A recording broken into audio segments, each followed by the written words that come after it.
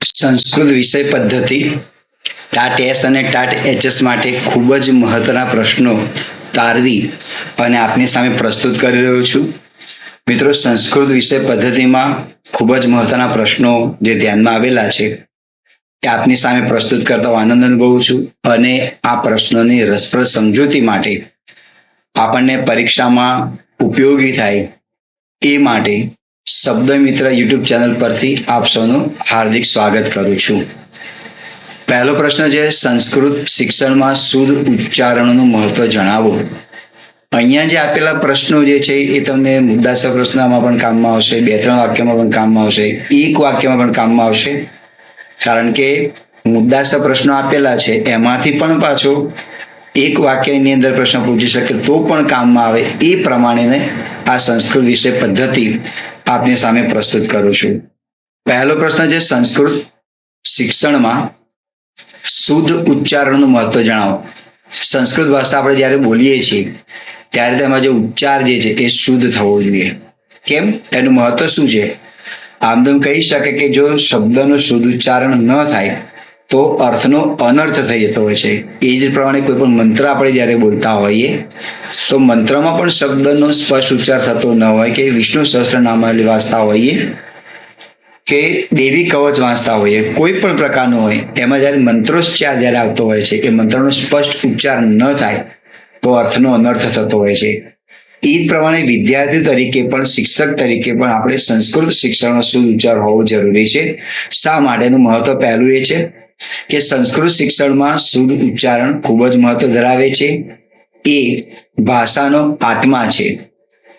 તેનું મહત્વ આ પ્રમાણે છે. પહેલું મહત્વ આ રીતે છે કે સંસ્કૃત ભાષામાં માત્ર એક અક્ષર બદલવાથી હ્રસ્વ કે દીર્ઘ આ પ્રમાણે જે આવે છે, આ હ્રસ્વ અને આ જે આવે છે દીર્ઘ ના ફેરફારથી શબ્દનો અર્થ બદલાઈ જાય છે.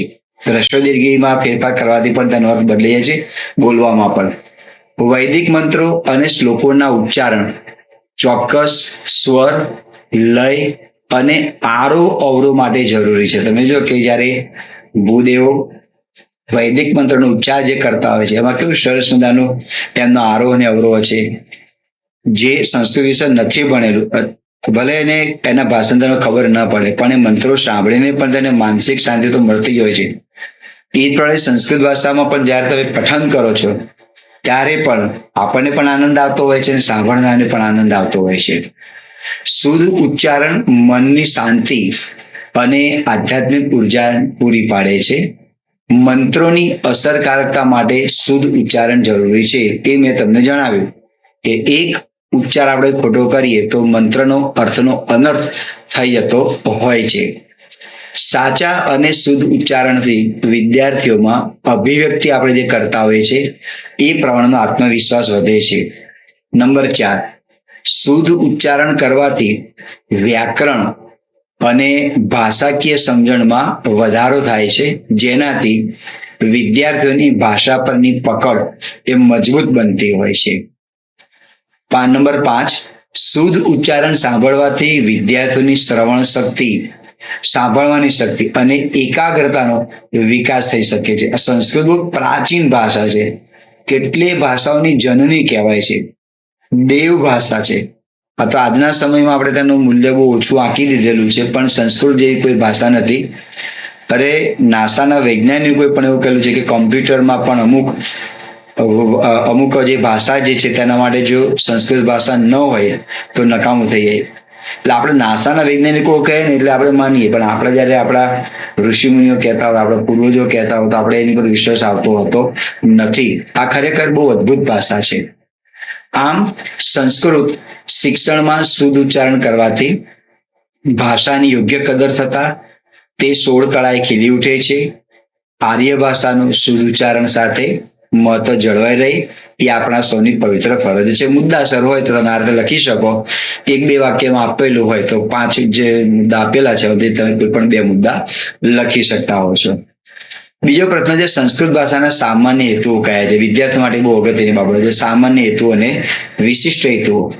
જ્યારે વિદ્યાર્થી ધોરણ 11-12 નો વિદ્યાર્થી કે ધોરણ 8-9-10 નો વિદ્યાર્થી જ્યારે સંસ્કૃતનો અભ્યાસ કરે છે તો તેમાં સામાન્ય હેતુ કયા કયા હોય છે, વિશિષ્ટ હેતુ કયા કયા હોય છે, તો એની માહિતી આપણે લઈએ. સંસ્કૃત ભાષાના સામાન્ય હેતુ આ પ્રમાણે છે. પહેલું તો એ છે કે વિદ્યાર્થીઓમાં સંસ્કૃત ભાષા અને સાહિત્ય પ્રત્યે રસ અને રુચિ કેળવાય.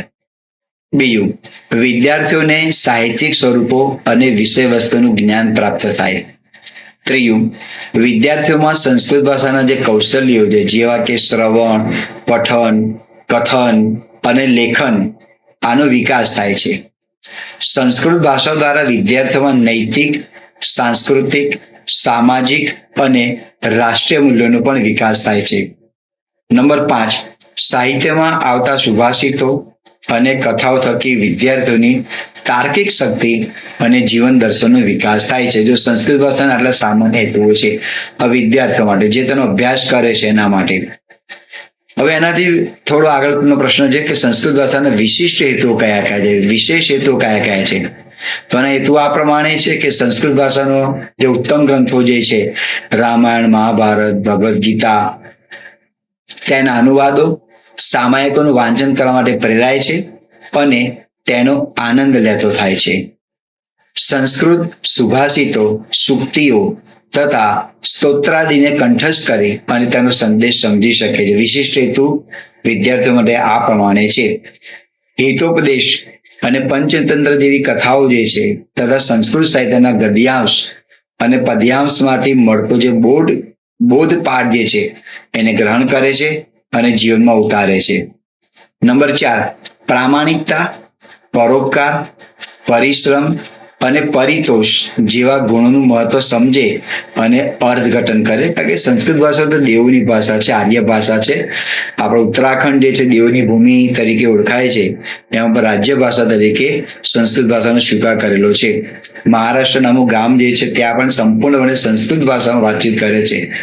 આજના ટેકનોલોજીના જમાનામાં પણ એ લોકો ડિગ્રી પ્રાપ્ત કરે છે. હવે ગુજરાતી ભાષા લુપ્ત થવા માંડી ધીમે ધીમે. શુદ્ધ ઉચ્ચારણ કરીને યોગ્ય આરોહ અવરોહ, યોગ્ય સ્વર, ઉચ્ચારણ ભાર અને યોગ્ય ગતિ રાખીને બોલે છે. વાંચન દ્વારા અર્થગ્રહણ શક્તિને વિકસાવે છે અને ભાષા વિકાસને સાધે છે. શુદ્ધ જોડણી અને શુદ્ધ વાક્ય રચના પણ લખે છે. આ તેના વિશિષ્ટ હેતુઓ છે. સામાન્ય હેતુ અને વિશિષ્ટ હેતુઓ જે છે પાઠ્યપુસ્તકમાં વિદ્યાર્થીઓ માટે કયા અનુસંધાનમાં છે એનો ત્યાં ઉલ્લેખ કરેલો છે. હવે બહુ મહત્વનો પ્રશ્ન છે, ગદ્ય શિક્ષણમાં આપણે સંસ્કૃત ભાષાનો અનુવાદ કરીએ તેનું મહત્વ શું છે. આજે કોઈ પણ માતૃભાષા જે હોય અને માતૃભાષામાં એનું રૂપાંતર કરવામાં ન આવે, જો સંસ્કૃત માતૃભાષા હોય તો કોઈ પ્રશ્ન નથી, પણ ગુજરાતી માતૃભાષા જેને સંસ્કૃત બોલે છે એને ખ્યાલ પડે છે ત્યાં વાંધો નથી, પણ માનો કે તેને ખબર પડતો નથી તો તેનું ભાષાંતર કરવામાં આવે તો એ વધારે રસપ્રદ બનતું હોય છે અને કોઈ પણ વ્યક્તિ કે વિદ્યાર્થી એમાં રસ લેતો થતો હોય છે. તો જોઈએ આપણો ઉત્તર છે કે સંસ્કૃત ભાષા એ તો જ્ઞાનનો મહાસાગર છે. ગદ્યનો હેતુ કોઈ વિચાર પ્રસ્તુત કરવાનો છે. માતૃભાષામાં અનુવાદ ન થાય ત્યાં સુધી સંસ્કૃત વાક્ય માત્ર ને માત્ર દેવનાગરી અક્ષરનું ઝાંખરું બનીને રહે છે. કારણ કે તેનાથી ભાષા સ્પષ્ટ બને છે, એના વિશેની માહિતી આપવામાં આવે તો ને તો તેને ખબર પડતી હોય છે. સંસ્કૃત ભાષામાં અનુવાદનું મહત્વ આ પ્રમાણે આંકી શકાય. પહેલું મહત્વ એ છે કે પ્રાચીન જ્ઞાનનો પ્રસાર થાય છે. માનો કે શ્રીમદ ભગવદ્ ગીતા સંસ્કૃત ભાષામાં છે, રામાયણ હોય કે મહાભારત હોય, જ્યાં સુધી એનું ગુજરાતીને ખબર પડતી નથી, તો જે કે વ્યક્તિ જેની ભાષા છે એમાં ખબર ન પડે તો પ્રાચીન જ્ઞાનનો પ્રસાર થતો હોતો નથી. એટલે અનુવાદ કરવામાં આવે જે તે જેની ભાષા હોય પ્રમાણે તો પ્રાચીન જ્ઞાનનો પ્રસાર થાય છે. પ્રસાર એટલે ફેલાવ. વિશ્વ સાહિત્ય સાથે સેતુ બંધાય છે. આપણા જે વિશ્વની અંદર ઘણા બધા સાહિત્યો છે દરેક ભાષામાં, એની સાથે એક બ્રિજ તરીકેનું કામ કરે છે. ભારતીય સંસ્કૃતિ અને મૂલ્યોની જાળવણી થાય છે. ભાષાકીય સમૃદ્ધિ અને તાર્કિક વિકાસ થાય છે. આમ સંસ્કૃત ભાષામાં અનુવાદ એ માત્ર શબ્દોનું રૂપાંતર નથી, પણ તે પ્રાચીન ભારતીય જ્ઞાન અને સંસ્કૃતિને આજના આધુનિક વિશ્વ સાથે જોડવાની એક મહત્વપૂર્ણ કડી છે. અંગ્રેજીમાં તમે જો ને કોઈ વ્યક્તિ ઇંગ્લિશ બોલે છે અને ખબર નથી પડતી, પણ જ્યારે તેનું ભાષાંતર કરવામાં આવે ત્યારે ખ્યાલ પડે કે આમાં કહેવા માટે માગે છે. એ પ્રમાણે સંસ્કૃત ભાષાની અંદર પણ તેનું જેની જે ભાષા હોય એ પ્રમાણે જો રૂપાંતર કરવામાં આવે, ભાષાંતર કરવામાં આવે તો આ ભાષા ખૂબ જ રસપ્રદ બનતી હોય છે. બીજો પ્રશ્ન છે, વ્યાકરણ શિક્ષણમાં સંસ્કૃત ભાષાના અનુવાદનું મહત્વ જણાવો. કયું શિક્ષણ? વ્યાકરણ શિક્ષણમાં સંસ્કૃત ભાષાનો અનુવાદ કરવું જરૂરી છે. તો બાળકને વિભક્તિ, સમાસ, અલંકાર, છંદ આ બધી તેને ખ્યાલ પડે. જો વ્યાકરણ શિક્ષણમાં અનુવાદ કરવામાં ન આવે તો બાળકને એ કયો સમાસ છે, કયો અલંકાર છે, કયો છંદ છે તેની ખ્યાલ પડતો હોતો નથી. જોઈએ ઉત્તર. વ્યાકરણ શિક્ષણમાં સંસ્કૃત ભાષાના અનુવાદનું મહત્વ અજોડ છે. અજોડ એટલે જેની જોડ ન મળે તે. કારણ કે સંસ્કૃતનું વ્યાકરણ અત્યંત વૈજ્ઞાનિક અને સુવ્યવસ્થિત છે. તો સંસ્કૃત ભાષામાં વ્યાકરણ અને અનુવાદના અભ્યાસનું મહત્વ આ પ્રમાણે છે. પહેલું તો એ છે કે વ્યાકરણની ચોકસાઈ. સંસ્કૃતમાં છંદ, સમાસ, ધાતુઓ, કૃદંતો આ બધાની વિગતવાર રચના હોય છે. જો તેનું ભાષાંતર કરવામાં આવે તો વિદ્યાર્થીઓ વ્યાકરણના નિયમોનો પ્રત્યક્ષ ઉપયોગ કરતા શીખે છે. શબ્દ ભંડોળ અને અર્થઘટનનો વિકાસ. વિદ્યાર્થીઓ દરેક શબ્દના મૂળ અને તેના ઊંડા અર્થ સુધી પહોંચી શકે છે, જેનાથી અર્થઘટનનો વિકાસ થતા એના જે ભાષા જે છે તેનું જ્ઞાન વિસ્તરે છે. સંસ્કૃતમાં અમુક શબ્દોની વ્યાકરણ જો એ જાણી લે તો સંસ્કૃત ભાષાને બોલી શકતો હોય છે. નંબર 3, તાર્કિક વિચારણી. જો વ્યાકરણમાં સંસ્કૃત ભાષાનો અનુવાદ કરવામાં આવે તો બીજું શું થાય? તાર્કિક વિચારણી. સંસ્કૃત ભાષા સૂત્રાત્મક અને ગાણિતિક નિયમો પર આધારિત છે. તેનો અનુવાદ વિદ્યાર્થીઓમાં તાર્કિક વિચારસરણી ખીલવે છે, તર્ક ખીલવતું હોય છે. મૌલિક અભિવ્યક્તિ.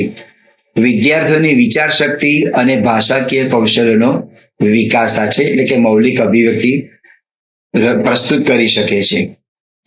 હવે ત્યાર પછીનો પ્રશ્ન છે, સંસ્કૃત શિક્ષકે શિક્ષણ દરમિયાન અનુવાદ માટે કયા કૌશલ્યો પર પ્રભુત્વ પ્રાપ્ત કરવું જોઈએ? વ્યાકરણનો અનુવાદ હોય કે પાઠનો કે ગદ્યનો કે પદ્યનો અનુવાદ હોય તો એ અનુવાદ કરો છો તો તેના માટે કયા કયા કૌશલ્યો જરૂરી છે? મિત્રો આ પ્રશ્ન કદાચ તમે ભણ્યા નહીં હોય તમને લાગશે કે આ પ્રશ્નો આવ્યા ક્યાંથી. બહુ જ પુસ્તકોનો અભ્યાસ કર્યા પછી વીણીને પ્રશ્નો કાઢેલા છે, એટલે તમે એને ધ્યાન રાખજો. સંસ્કૃત શિક્ષકે શિક્ષણ દરમિયાન અનુવાદ માટે આપણને કૌશલ્ય પર પ્રભુત્વ રાખવાની જરૂર છે. પહેલું તો એ છે સંસ્કૃત ભાષાના વર્તનનો ખ્યાલ. શબ્દાર્થનું શિક્ષણ. માતૃભાષાના વાક્ય પ્રકારો અને વાક્ય રચનાનું જ્ઞાન. તત્સમ શબ્દોનું જ્ઞાન અને પ્રશ્ન કૌશલ્ય. તત્સમ શબ્દ એટલે સંસ્કૃતના જે શબ્દો જે છે તે એ ગુજરાતી ભાષામાં આવે એટલે તદ્ભવ શબ્દો બની જાય. તદ્ભવ એટલે એમાંથી ઉત્પન્ન થયેલા તદ્ભવ. પણ આપણે જેમ અંગ્રેજી ભાષાનું મૂળ શોધવું હોય તો લેટિન ભાષામાં જઈએ છીએ, એમ ગુજરાત કેટલી ભાષા એવી છે ગુજરાતી, હિન્દી કે એનું મૂળ જોવું હોય તો આપણે સંસ્કૃતમાં જોવું પડતું હોય છે. તો તત્સમ શબ્દોનું જ્ઞાન હોવું જોઈએ. શબ્દાર્થ જે તે શબ્દ જે છે તેનું જ્ઞાન હોવું જોઈએ. એના વાક્યના પ્રકારો કેટલા છે, કયા વાક્ય રચના કેવી રીતે કરી શકાય એનું જ્ઞાન હોવું જોઈએ. સંસ્કૃત ભાષા જે આર્ય ભાષા છે તેનો ઉદ્ભવથી માંડીને એનું ખ્યાલ હોવું જોઈએ. અને પ્રશ્ન પૂછવાનું કૌશલ્ય હોવું જોઈએ કે જેના કારણે આ કૌશલ્ય હોય તો શિક્ષક જે છે શિક્ષણ દરમિયાન અનુવાદ કરી શકતા હોય છે. બીજો પ્રશ્ન છે, સંસ્કૃત શિક્ષણને રસપ્રદ બનાવવાની માટે દૃશ્ય કે શ્રાવ્ય સાધનોનો વર્ગખંડમાં કેવી રીતે ઉપયોગ કરી શકાય? અથવા તો આ પ્રશ્ન આજે પૂછી શકે કે સંસ્કૃત શિક્ષણમાં OHD નું મહત્વ જણાવો. OHD એટલે દ્રશ્ય શ્રાવ્ય સાધનોનું છે. તો આજના સમયની અંદર ટેકનોલોજીનો વિકાસ થતો ગયો એમ શિક્ષણમાં પણ પરિવર્તન આવતું ગયું. પ્રાચીન સમયમાં ઘટાદાર વૃક્ષ નીચે બેસી અને ગુરુ અને શિષ્ય વચ્ચેનો સંવાદ ચાલતો હતો, જેમાં શ્રુતિ અને સ્મૃતિના માધ્યમ થકી. પણ જેમ જેમ પરિવર્તન આવતું ગયું તેમ ઓરડા બંધાતા ગયા, આસન પાથરા માળ્યા, હવે તો બેન્ચીસ આવી ગયા છે, ટેકનોલોજી આવી ગઈ છે. તો એના માટે આપણે દ્રશ્ય શ્રાવ્ય સાધનો જે છે વર્ગખંડમાં આપણે કેવી રીતે પ્રયોગ કરી શકાય કે જેના કારણે બાળકનું સંસ્કૃત ભાષા સમૃદ્ધ બને. તો આ સાધનોનો આપણને ઉપયોગ કરી શકાય, દ્રશ્ય શ્રાવ્ય સાધનોનો. પહેલું તો એ છે કે ટીવી પરથી પ્રસારિત થતા સંસ્કૃત સમાચારો અને વિવિધ કાર્યક્રમોનું દ્રશ્ય શ્રાવ્ય કરાવવું જોઈએ, એમને બતાવવું જોઈએ, નહીં તેમને સંભળાવવું જોઈએ કે એનો ઉચ્ચાર કેવી રીતે કરે છે વગેરે વગેરે. અને આવે છે સંસ્કૃત સમાચાર. પંચતંત્ર કે હિતોપદેશની વાર્તાઓ વિદ્યાર્થીઓને દર્શાવવા જોઈએ, કારણ કે આ જે છે મોરલ વાળી બધી વાર્તાઓ છે ને એ પણ વિદ્યાર્થીઓને બતાવવી જોઈએ. ત્રીજું, કોમ્પ્યુટર આધારિત શિક્ષણ કાર્ય તૈયાર કરી અને જે કંઈ એકમ જે છે એ બાળકોને શીખવવા જોઈએ. નંબર 4, સરળ સંસ્કૃત સંવાદો વર્ગખંડમાં બોલવા જોઈએ. નાના વાક્યો હોય તો આપણે બોલવા જોઈએ, જેના કારણે વિદ્યાર્થીને પણ મજા આવે.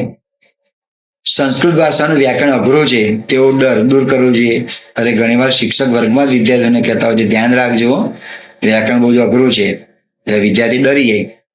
તો આપણે વ્યાકરણ અઘરું છે એવું ડર આપણે દૂર કરવો જોઈએ. સંસ્કૃત અભ્યાસક્રમમાં સમાવિષ્ટ પૌરાણિક કથા, નાટકોના વિડીયો બતાવવા જોઈએ. આ વ્યાકરણ અઘરું ક્યારે લાગે કે જ્યારે શબ્દનું ગુજરાતી આપણે જાણતા ન હોય ત્યારે. આપણા સંસ્કૃત અભ્યાસક્રમમાં ઘણી બધી પૌરાણિક કથાઓ છે, ઘણા નાટકો જે છે, મહાકવિ કાલિદાસ હોય, બાણભટ્ટ હોય, ઘણા સંસ્કૃત સાહિત્યકારોના જે છે, તો એ નાટકોનો વિડીયો બતાવો કે અભ્યાસક્રમમાં સમાવિષ્ટ પૌરાણિક કથા એ પણ બતાવી શકાય. વર્ગખંડની દિવાલો પર સરળ સંસ્કૃત વાક્યો લખવા જોઈએ. શિક્ષકે પણ વર્ગખંડમાં સરળ અને શુદ્ધ વાક્યો બોલવા જોઈએ. વાક્યો શબ્દ નહીં આવે, વાક્યો શબ્દ આવશે, બોલવા જોઈએ. નંબર 8, હવે આગમન અને નિગમન પદ્ધતિ તો દરેક પદ્ધતિમાં બહુ મહત્વની છે. કોઈ પણ વિષય હોય એના માટે આગમન અને નિગમન પદ્ધતિ બહુ મહત્વની છે. એના આધારનો પ્રશ્ન છે કે વ્યાકરણનું શિક્ષણ તમે આપવા માટે માંગો છો તો તમે આગમન અને નિગમન પદ્ધતિ સૌથી અસરકારક છે. આને તમારે ઉદાહરણ આપીને સમજાવવાનું છે. આગમન પદ્ધતિ એટલે શું ને નિગમન પદ્ધતિ એટલે શું? તો આપણે એના વિશે વાત કરીએ કે સંસ્કૃત વ્યાકરણ અને સાહિત્યના અસરકારક શિક્ષણ માટે આગમન અને નિગમન પદ્ધતિ એ વિદ્યાર્થીઓની તાર્કિક ક્ષમતા અને કોઠાસૂઝ વિકસાવતી એક શ્રેષ્ઠ પ્રક્રિયા છે. આ પદ્ધતિમાં વિદ્યાર્થીઓ ઉદાહરણ પરથી નિયમો, એટલે કે આગળ ઉદાહરણ આપવામાં આવે અને પછી તેના પરથી નિયમો આવે, ત્યારબાદ નિયમો પરથી ઉદાહરણ, પહેલા નિયમો બતાવવામાં આવે પછી નિગમન તરફ આપવામાં આવે. એટલે પહેલા ઉદાહરણ હોય પછી નિયમ હોય, તો આગમન, પહેલા નિયમો હોય પછી ઉદાહરણ હોય તો નિગમન પદ્ધતિ આવે.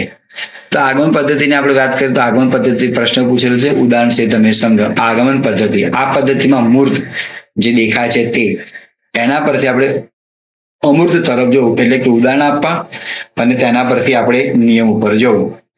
પહેલા આપણે રજૂઆત આવે, નિરીક્ષણ કરો, સામાન્યકરણ અને પછી નિયમો તાળવા.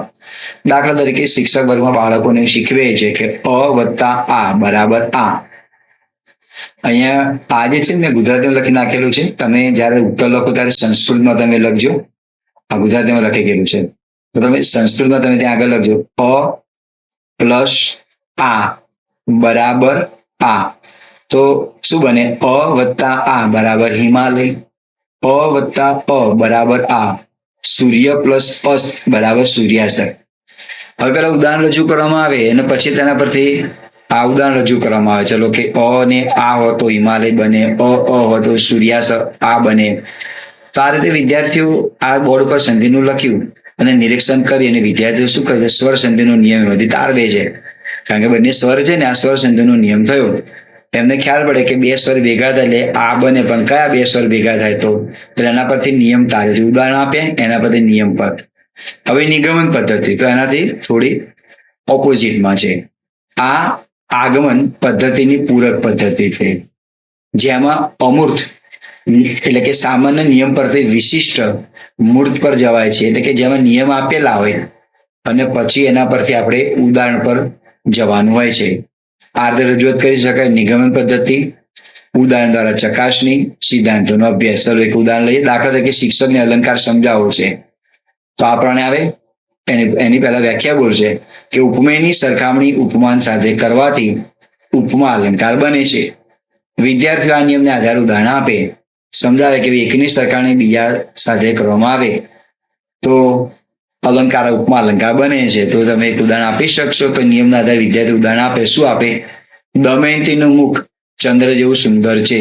સંસ્કૃતમાં લખો તો આ રીતે આવે દમયંત્યાહ મુખમ ચંદ્રવત્ત સુંદરમ અસ્તિ.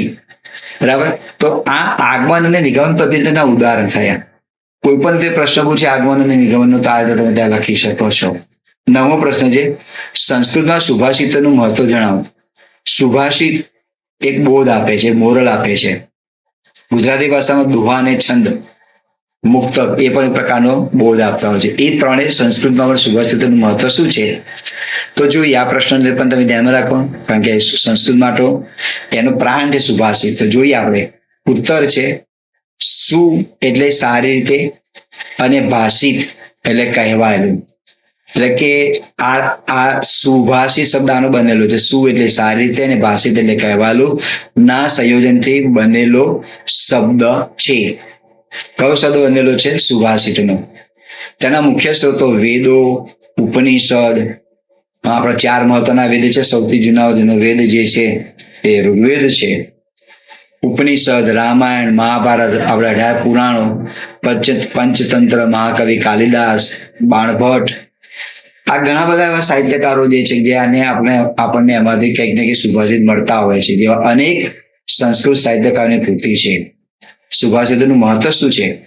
જો સુભાષિતો ગહન, સત્ય અને નૈતિક મૂલ્યોને સરળ અને કાર્યાત્મક રીતે રજૂ કરે છે. જેમ ઉપનિષદમાંથી લેવામાં આવેલું વાક્ય છે ને, સત્યમેવ જયતે, એ સુભાષિતની પંક્તિ છે. તો આપણે કહી શકીએ કે સત્યનો જ વિજય થાય છે, જેથી માનવ મન તેને સહેલાથી સ્વીકારી શકે છે. સુભાષિતનું પઠન જે છે એ આ માને કે કોઈ વ્યક્તિને પઠન ન ભાવતું, સામેવાળી વ્યક્તિ પઠન કરતી યોગ્ય રીતે અને કોઈ વ્યક્તિ સાંભળે છે. આના વૈજ્ઞાનિક એના પ્રયોગો થયેલા છે. તો તેનું પઠન જે છે અલ્ઝાઇમર જેવા સ્મૃતિભ્રંશોના રોગોને અટકાવવામાં મદદરૂપ બને છે. ભગવાન સોમનાથના મંદિરમાં જ્યારે રુદ્રીનો પાઠ કરવામાં આવતો હોય છે, રુદ્રી કરે છે બ્રાહ્મણો, ભૂદેવ, ભલે આપણને રુદ્રીના ભાષણની ખબર ન પડતી હોય, પણ આપણે સાંભળ્યા કરીએ છીએ, મનને શાંતિ મળે છે. આ સંસ્કૃત ભાષાનો એક ચમત્કાર છે. જેવા સ્મૃતિભ્રંશના રોગોને અટકાવવામાં મદદરૂપ બને છે. જીવન ઘડતર માટે નૈતિક મૂલ્યો, વ્યવહારિક જ્ઞાન, માર્ગદર્શન, માનસિક શાંતિ, પ્રેરણા તથા સાહિત્યિક સૌંદર્ય અને સરળતા માટે આ ખૂબ જ મહત્વ ધરાવે છે. સુભાષિતનું સંસ્કૃત ભાષામાં આ પ્રમાણે મહત્વ છે. પ્રશ્ન નંબર 10. સંસ્કૃતમાં વિષયાભિમુખ કૌશલ્ય ઉદાહરણ છે. સમજો. દરેકમાં મિત્રો વિષયાભિમુખ કૌશલ્ય આવતું હોય છે, કારણ કે તમારે કોઈ પણ ચેપ્ટર આપણે બનાવવું હોય તો પહેલું આ કૌશલ્ય આપણે લેવું પડતું હોય છે. તો વિષયાભિમુખ જે છે એ સંધિ એની આપણે છૂટી પાડીએ તો આ પ્રમાણે બને: વિષય વત્તા અભિમુખ. એટલે વિષય તરફ આપણે તેમને અભિમુખ કરવાના છે. તો જોઈએ ઉત્તરમાં.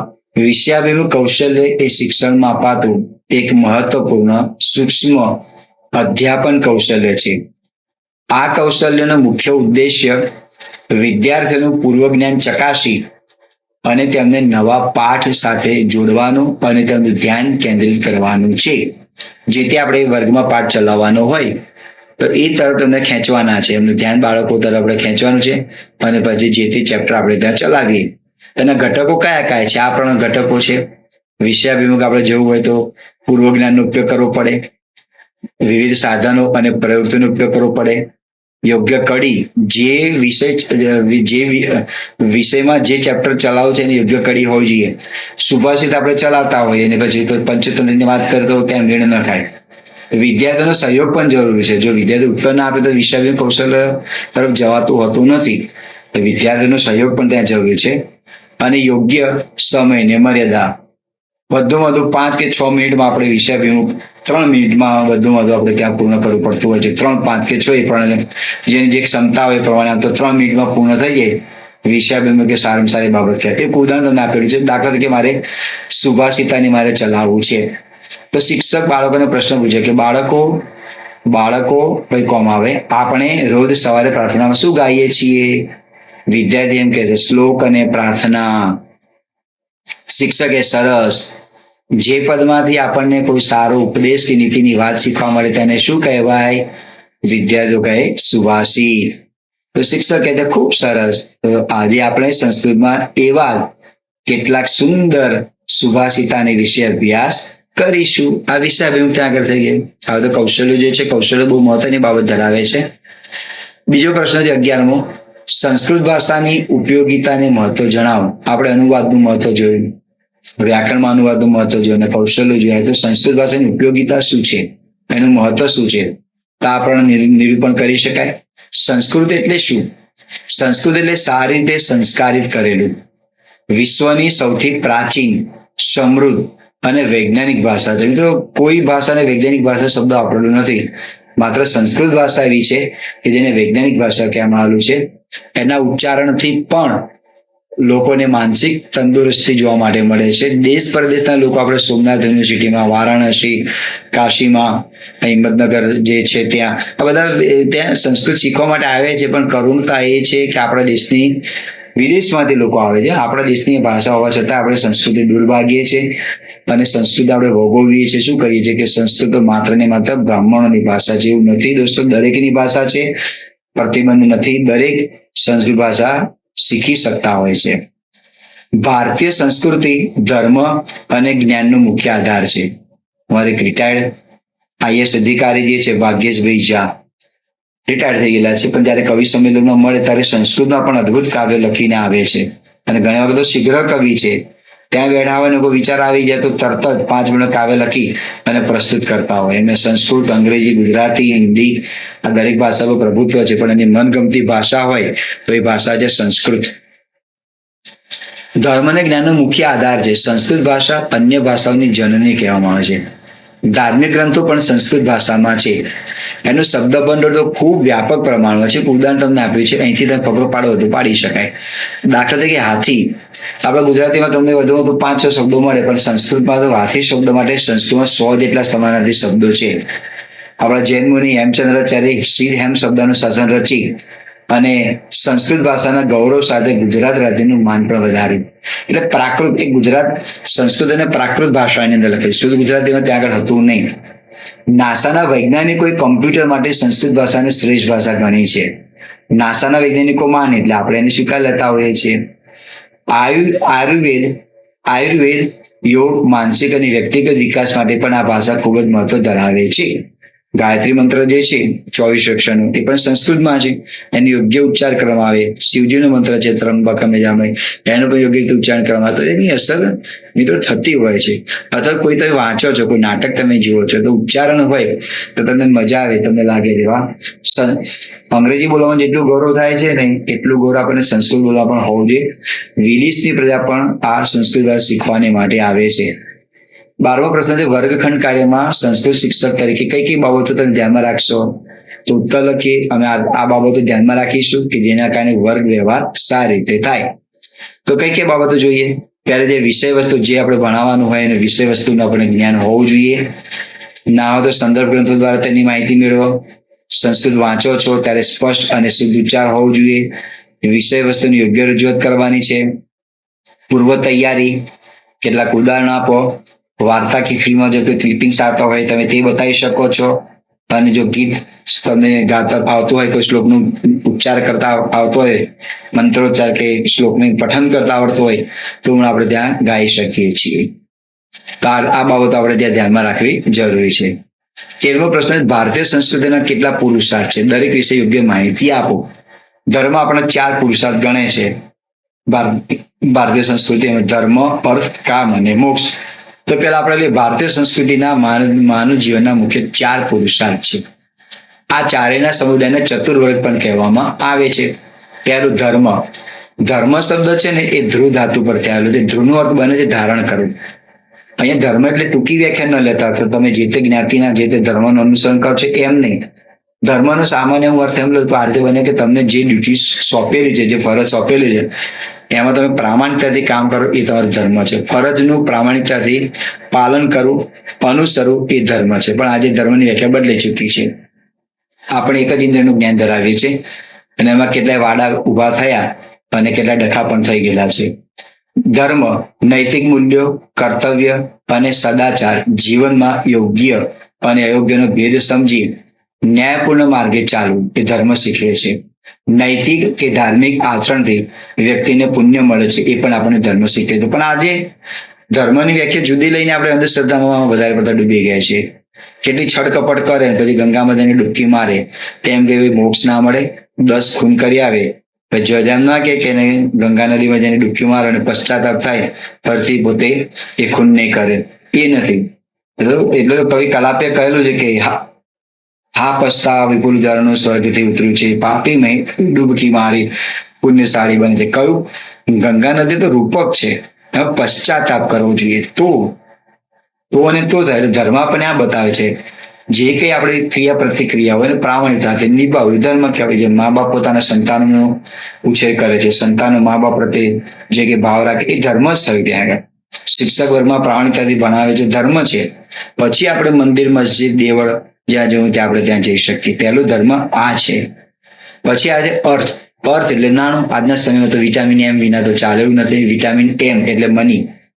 અર્થ એટલે શું અને કમ્પલસરી છે આપણી ભારતીય સંસ્કૃતિ એ બતાવે છે. અર્થ એટલે જીવનનો વ્યવહાર ચલાવવા જરૂરી ધન કે સ્થાવર કે જંગમ માલ મિલકત. અનર્થ વગર જીવન વ્યવહાર અશક્ય છે.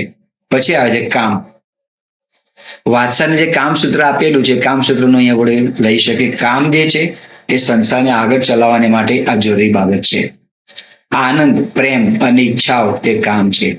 જીવનમાં પરિવાર સાથે રહી કલા, સાહિત્ય અને સાંસારિક સુખોનો યોગ્ય રીતે ઉપયોગ કરવો, યોગ્ય રીતે આનંદ માણવો એ પણ કામ છે. અને છેલ્લું પગથિયું છે મોક્ષ. દરેક વ્યક્તિ મોક્ષની આશા રાખતા હોય છે અને કેટલા જાહેરાત પણ કરતા હોય છે કે અમારો આ ફલાણું તમે આવી જાઓ, અમે તમને મોક્ષ અપાવીશું. એમ મોક્ષ તો હોતો નથી.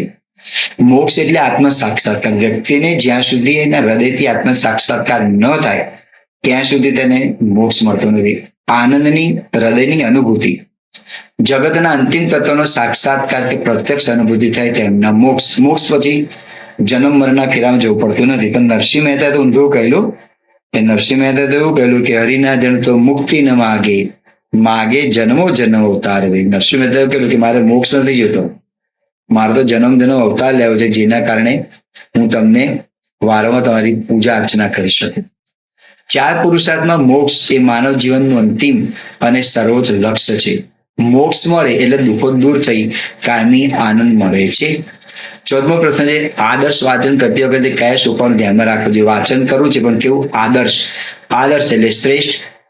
તો આદર્શ વાંચન એ માત્ર શબ્દોનું ઉચ્ચારણ નથી, પણ તેનો સાચો અર્થ, ભાવ અને સ્પષ્ટતા સમજવાની કળા છે. સંસ્કૃત વિષયમાં આદર્શ વાંચન માટેના મુખ્ય સોપાનો આ પ્રમાણેના છે. પહેલું તો શુદ્ધ ઉચ્ચારણ. સંસ્કૃત ધ્વનિ પ્રધાન ભાષા છે. દરેક મૂળાક્ષર અને અનુસ્વારનું શુદ્ધ ઉચ્ચારણ થવું જોઈએ. અનુસ્વાર પણ બહુ મહત્વની ભૂમિકા ભજવે છે. જેની પર અનુસ્વાર હોય કે ન હોય એનું યોગ્ય રીતે ઉચ્ચારણ કરવું જોઈએ. આરોહ અને અવરોહ. વાક્યના ભાવ પ્રમાણે અવાજમાં ચઢાવ ઉતરાવ લાવવો જોઈએ. પ્રશ્ન પૂછતી વખતે અવાજ ઊંચો અને સામાન્ય વાક્ય જ્યારે પૂછીએ ત્યારે અવાજનું પ્રમાણ સામાન્ય રાખવું જોઈએ. પદછેદ, શ્લોક કે લાંબા વાચનમાં શબ્દોને યોગ્ય રીતે છૂટા પાડીને વાંચવું, જેથી તેનો અર્થ સ્પષ્ટ થાય. સંસ્કૃત ભાષાને પૂર્ણ ભાષા ગણી છે. એમાં કોઈ વસ્તુ નથી જેનો તમને એનો અર્થ ન મળે. પૂર્ણ ભાષા કહી છે. અને અંગ્રેજીમાં મર્યાદા આવે, ગુજરાતીમાં પણ મર્યાદા આવે, પણ સંસ્કૃતમાં કોઈ મર્યાદા આવતી નથી. યોગ્ય ગતિ અને લય. વાંચનમાં ચોક્કસ લય હોવો જોઈએ. ખૂબ ઝડપથી કે ખૂબ ધીમેથી વાંચવું જોઈએ નહીં. જે ગતિ પકડી રાખી છે બાળકો યોગ્ય રીતે તેને સમજી શકે, સાંભળી શકે એ પ્રમાણે આપણે યોગ્ય ગતિને લઈ જાળવવી જોઈએ. ભલે આપણે 100ની સ્પીડમાં વાંચી શકતા હોઈએ પણ બાળક વાંચી શકતો નથી, એટલે આપણે યોગ્ય રીતે વાંચવું જોઈએ. અર્થગ્રહણ.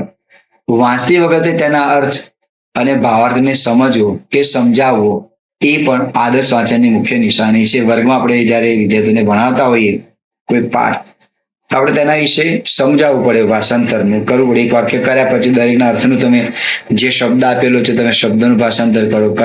વાક્ય જે છે કયા કાળમાં છે તમે બતાવો. પ્રથમ પુરુષ, દ્વિતીય પુરુષ કે તૃતીય પુરુષ એ શું છે એ બતાવો તમે. પછી આપણને આત્મનેય પદ, પરસ્મય પદ એની પણ ખ્યાલ હોવી જોઈએ કે જેના કારણે બાળકને ખ્યાલ પડે કયા કાળમાં છે, શું નથી વગેરે વગેરે અંદર આવે. 15મો પ્રશ્ન છે સંસ્કૃત ભાષાના સ્વરૂપ એટલે કે વિશેષતાઓની વિશેષતાઓ અથવા લક્ષણો કયા કયા છે? તેના લક્ષણો આ છે. સંસ્કૃત એક ભાષા છે, પ્રસ્તાવના છે. તેને ભાષાનું સ્વરૂપ અને દૃષ્ટિકોણ પ્રમાણે અનેક પાસાઓમાં અવલોકી શકાય. વિભિન્ન દૃષ્ટિકોણ કે પરિણામો અનુસાર સંસ્કૃત ભાષાના સ્વરૂપની વિશેષતાઓ પ્રમાણે બતાવી શકાય. પહેલી તો છે તે એક પ્રશિષ્ટ એટલે કે પ્રાચીન ભાષા છે. એવું કહેવામાં વૈજ્ઞાનિકોના સંશોધન પ્રમાણે 5000 વર્ષ કરતા પણ જૂની આ સંસ્કૃત ભાષા છે. તે ઉદ્ભવ અને વિકાસની દૃષ્ટિએ ભારતની જે મોટાભાગની ભાષાઓ જે છે એ સંસ્કૃતમાંથી આવેલી છે. યુરોપીય ભાષામાં તમે જુઓ તો આપણે લેટિન ભાષામાં જવું પડે. તો આ ભારત યુરોપીય ભાષા કુળની ભાષા છે. ભાષાની સંરચના, એનું બંધારણ કે માળખાની દ્રષ્ટિએ સંસ્કૃત જે છે એક યોગાત્મક ભાષા છે, યોગવાળી ભાષા છે. ચોથું, તેમાં સંધિ જે છે એનું ક્ષેત્ર ખૂબ જ વ્યાપક છે. સંસ્કૃતમાં સંધિના નિયમોના આધારે જે ઉચ્ચારણ કરીએ એના કારણે વૈજ્ઞાનિકતા વિસ્મયકારક છે. એટલે કે કેટલાક શબ્દો જે છે એ ટૂંકા બની જતા હોય છે. સમાસ પણ છે, સમાસ પ્રચુર ભાષા છે, છંદ પ્રચુર ભાષા છે. પાણીની જે વ્યાકરણ શાસ્ત્રી આપણને જે વ્યાકરણ આપેલું છે એમાં તો તમને કોઈ મર્યાદા જોવા માટે મળતી નથી. જ્યારે એ જ વ્યાકરણ ગુજરાતીમાં આવે ને તો કેટલાક સમાસ તમને તત્પુરુષમાં જોવા માટે મળે, એ સમાસ મધ્યમ લિપિમાં જોવા માટે મળે, બહુવ્રીહીમાં જોવા માટે મળે. ત્યારે સંસ્કૃતમાં એવું નથી. એટલે પૂર્ણ ભાષા છે. સંસ્કૃત ભાષાનું શબ્દ ભંડોળ વિપુલ છે. એક અર્થને વ્યક્ત કરવાના અનેક શબ્દો અને અનેક અર્થને વ્યક્ત કરવા માટે એક શબ્દની સંખ્યાનું સહઅસ્તિત્વ પણ જોવા માટે મળે છે. સંસ્કૃત ભાષા પ્રાચીન હોવા છતાં અર્વાચીન સમયમાં મર્યાદિત સ્વરૂપમાં પણ વપરાશની ભાષા કે જીવન ભાષા છે. હવે થોડી લોકો જાગૃતિ આવવા માંડી છે. એટલે ક્લાસમાં પણ ઘણા વિદ્યાર્થીઓ જોડાય છે. ગુજરાત વિદ્યાપીઠમાં પણ આજે છે સંસ્કૃત ભાષા, વિદેશી ભાષાઓ જે શીખવે છે ને સંસ્કૃત ભાષા પણ શીખવે છે. ઘણી યુનિવર્સિટીઓ પણ ફ્રીમાં ચલાવે છે. હવે ધીમે ધીમે લોકોમાં જાગૃતિ આવી છે. વૈદિક અને સંસ્કૃત એવા બે ભાષા સ્વરૂપે તેના વિકાસની મુખ્ય અવસ્થાઓ છે. આપણા જે વેદો છે, પુરાણો છે, ઉપનિષદો છે તે, અને સંસ્કૃત સાહિત્યકારો જે આપણને આપ્યું તે. 16મો પ્રશ્ન, સંસ્કૃત સાહિત્યના મુખ્ય પ્રકારો કયા કયા છે? મિત્રોના આ બધાના પેટા પ્રકારો છે, પણ મેં પેટા પ્રકારો લખ્યા નથી. એ મુખ્ય પ્રકારોની મેં વાત કરી છે. વૈદિક સાહિત્ય, પૌરાણિક સાહિત્ય, લૌકિક અથવા તો પ્રશિષ્ટ સાહિત્ય, લલિત લૌકિક અને લલિતેતર લૌકિક સાહિત્યમાં નાટક પણ આવી જાય, સુભાષિતો પણ આવી જાય, કોઈ ધર્મને લગતું એટલે વેદો, પુરાણો એ બધું ત્યાં માહિતી ત્યાં આગળ આવી જતી હોય છે. જેમ ગુજરાતી ભાષામાં છે એ પ્રમાણે ભણવામાં આવે છે, પણ મૂળ સંસ્કૃતમાંથી જ ઉદ્ભવેલું છે. સંસ્કૃતના મુખ્ય વિશ્વકોશો કયા કયા છે આપણને જાણવું જરૂરી છે. તો સંસ્કૃતના મુખ્ય વિશ્વકોશો છે વૈદિક વિશ્વકોશ, બ્રિટાનિકા, સંસ્કૃત વિકિપીડિયા, સંસ્કૃત સાહિત્ય જ્ઞાનકોશ, ઈ જ્ઞાનકોશ, નિરુક્ત, હિન્દુ વિશ્વકોશ, સંસ્કૃત અને પ્રાચીન ઇતિહાસ વિશ્વકોશ અને ભારત જ્ઞાનકોશ આ સંસ્કૃત સાહિત્યના વિશ્વકોશ છે. વિશ્વકોશના સ્વરૂપ અથવા માહિતી વિશે તમે માહિતી આપી શકશો? ચલો આપણે તેને માહિતી આપીએ. એટલે કે આ એક પ્રકારની ડિક્શનરી છે. એમાં શું બતાવે છે? એમાં વિશ્વકોશ પ્રાચીન અને અર્વાચીન જ્ઞાનનો સંગ્રહ છે. તેના સ્વરૂપ વિશે માહિતી આપણને આપી શકાય. પહેલું, વિશ્વકોશમાં દરેક વિષયની વિભાગવાર માહિતી આપવામાં આવતી હોય છે. જે તે વિભાગ હોય, પૌરાણિક હોય, વેદોનો હોય, ઉપનિષદોનો હોય કે કોઈ સાહિત્યકારની વાત હોય એની માહિતી આપવામાં આવી છે. માહિતી કક્કા પ્રમાણે હોય છે, મૂળાક્ષર પ્રમાણે હોય છે, સ્વર અને વ્યંજન પ્રમાણે. વિષય કે શાખા પ્રમાણે કોષ તૈયાર કરવામાં આવતો હોય છે. વિશ્વકોશ તૈયાર કરવામાં વિશિષ્ટ ક્ષેત્રના નિષ્ણાતોની મદદ લેવામાં આવે છે, જેમાં માહિર હતી. વિશ્વકોશમાં શબ્દો ઉપરાંત ચિત્રો, આકૃતિઓ, આલેખ, સારણી વગેરેનો સમાવેશ કરવામાં આવે છે. તાજેતરમાં પ્રખર રામાયણકાર જે છે ભદ્રાચાર્ય અને જ્ઞાનપીઠ પુરસ્કાર મળ્યો. ભદ્રાચાર્ય સંસ્કૃત ભાષાના વિકાસ માટે ઘણો બધો અથાગ પ્રયાસો કર્યા છે. એમની યુનિવર્સિટી પણ છે, પોતે પ્રજ્ઞાચક્ષુ છે, છતાં પણ દરેક શ્લોક કયા પાના ઉપર છે શું નહીં એમને કંઠસ્થ જ્ઞાન છે. 19મો પ્રશ્ન આપણને ધ્યાનમાં રાખજો, સંસ્કૃત ભાષામાં પ્રકાશિત થતા સામાયિકો કયા કયા છે? તો સંસ્કૃત સંભાષણ, સુધમા, વાર્તાવલી, સંસ્કૃત સાંપ્રતમ, દેવ સાયુજ્યમ, શોધપ્રભા, સંસ્કૃતાલી, મંદાકિની, સંસ્કૃત પ્રતિભા અને દિવ્ય જ્યોતિ. 20મો પ્રશ્ન, સંસ્કૃત શિક્ષણમાં સંસ્કૃત સામાયિકો જે છે એ ખૂબ જ મહત્વ ધરાવે છે. કેમ?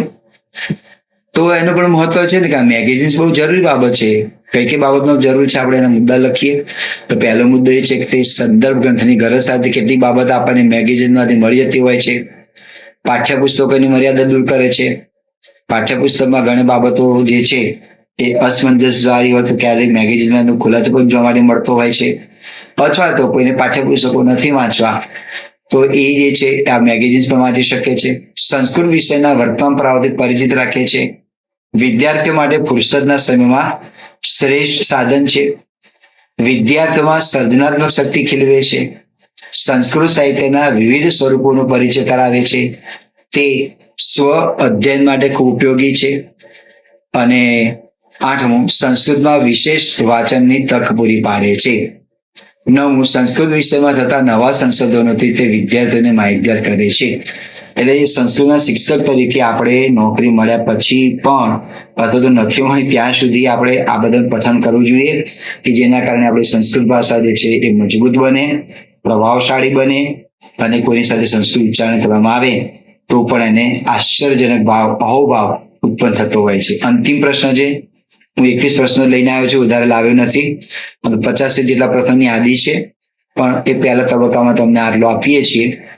હવે 4 ફલક, આમ તો સંસ્કૃત અને 4 ફલક શબ્દ આપણે છે, આપણે કહીએ છીએ કાપા કાર્ય. એ અસરકારક દ્રશ્ય સાધન છે, એની ઉપયોગિતા જણાવો. અથવા તો 4 ફલકને શિક્ષકની નજીકનો સાથી કેમ ગણવામાં આવે છે? આ ટૂંકો પ્રશ્ન છે. કાપા કાર્ય જે છે બહુ મહત્વની બાબત છે, દ્રશ્ય સાધન છે, અને આપણે બોલીએ એટલે બાળકો તેને સાંભળી શકતા હોય છે. ટીવી વિડીયો પર ચાલુ કર્યો તો દ્રશ્ય શ્રાવ્ય છે. તો એનો ઉત્તર છે શિક્ષકનો નજીકનો સાથી કેમ કહેવામાં આવે છે? કારણ કે 4 ફલક વર્ગખંડમાં ખૂબ ઉપયોગી છે. કઈ રીતે ઉપયોગી છે? શબ્દો શીખવવા, વ્યાકરણ શીખવવા, ઉચ્ચારણ શિક્ષણ આપવા, જોડણી. ઘણીવાર વિદ્યાર્થીઓને જોડણી ખોટી લખતા હોય છે, આપણે બોલીએ તો મૌખિક રીતે, બોર્ડ પર લખવામાં તો સાચી લખી શકે, ભાષાંતર શીખવવા, લેખન કૌશલ્ય કેળવવા, વાક્ય રચના શીખવા માટે ખૂબ ઉપયોગી હોવાથી કાપા કાર્ય અથવા તો 4 ફલક જે છે એ કાર્યને શિક્ષકની નજીકનો સાથી ગણવામાં આવે છે, કે મિત્ર જેવું કામ કરે છે. શિક્ષક સંસ્કૃતમાં કોઈ અઘરો શબ્દ હોય, બોલીને થાકી જાય તો વિદ્યાર્થીઓને ખબર ના પડે તો બોર્ડ ઉપર લખે તો વિદ્યાર્થીઓ તેને જોઈ અને આસાનીથી લખી શકતા હોય છે. એટલે મોટાભાગનું કામ આમ કહી શકાય કે 25% જેટલું કામ આ 4 ફલક કરી શકતું હોય છે. ઘણી વાર શિક્ષક લખે, સમજાવે, પછી વિદ્યાર્થીઓને શાંતિથી લખવા દે તો પણ શિક્ષક ત્યાં રિલેક્સ થતા હોય છે. તો મિત્રો, આ તમારા જે સંસ્કૃત વિષય પદ્ધતિ જે છે એના માટેના ખૂબ મહત્વના પ્રશ્નો મિત્રો આપણી સાથે પીરસ્યો. શબ્દ મિત્ર યુટ્યુબ ચેનલ પર અવનવા વિડીયો જોવાની માટે અમારી ચેનલ સાથે તમે જોડાયેલા રહો. આપણને પસંદ પડેલું છે તો યોગ્ય કોમેન્ટ પણ જણાવો, અને ફ્રીમાં જે મળે છે લાઇક્સ તમે આપો. તમારા લાઇક્સ અમને ગમે તો વધારે વિડીયોઝ આપવાને માટે અમે પ્રેરાઈ શકીએ, અને તમારા મિત્રો સુધી પણ શેર કરો કે જેના કારણે અમને પણ ખૂબ જ લાભ મળી શકે. ધન્યવાદ. જય જય ગરવી ગુજરાત.